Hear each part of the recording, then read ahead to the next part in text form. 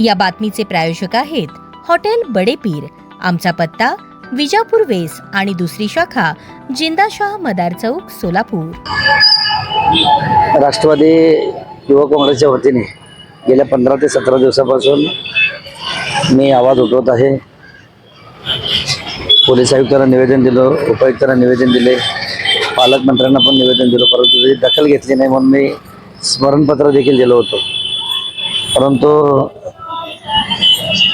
अवैध धंदे आणि अवैध धंद्याची वसुली करणारे जे काही पोलीस अधिकारी आहेत त्यांच्यावर कारवाई करण्यासाठी प्रशासन मागं पुढं करत आहे, त्यांचा लाड करत आहे।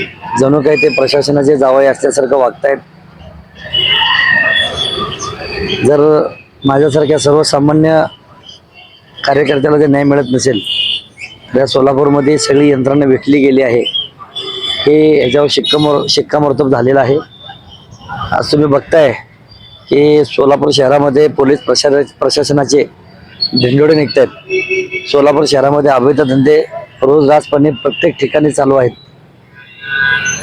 असा कोणता धंदा नाही या सोलापूरमध्ये की तुम्हाला बघायला मिळणार नाही। सोलापूर शहर हे महाराष्ट्राची अवैध धंद्याची राजधानी झालेली आहे। इथलं प्रशासन अवैध धंद्याचा पोलीस वसूलदार बाळासाहेब रामदास गायकवाड, भागवत शिंदे, राजू चव्हाण हे पोलीस वसूलदार लोक जी महिन्याला करोड रुपयाची वसुली करतात, हे लोक सोलापूर शहराची प्रशासन यंत्रणा चालवतात। ते सांगतात कुठं कारवाई करायची आणि कुठं कारवाई करायची नाही। गोरगरिबांच्या लोकांवर अन्याय करायचं, अशा लोकांवर अन्याय करायचं की त्याच्यामध्ये कशा पद्धतीचा रोल नसतो, आणि अवैध धंदेवाल्यांना गुंड प्रवृत्ती लोकांना मोकळं सोडायचं, असा हा यांचा धंदा झालेला आहे। पण राज्याच्या मुख्यमंत्र्याकडे माझी मागणी आहे की या वसूलदारांच्या काळ्या पैशाची प्रॉपर्टीची चौकशी झाली पाहिजे।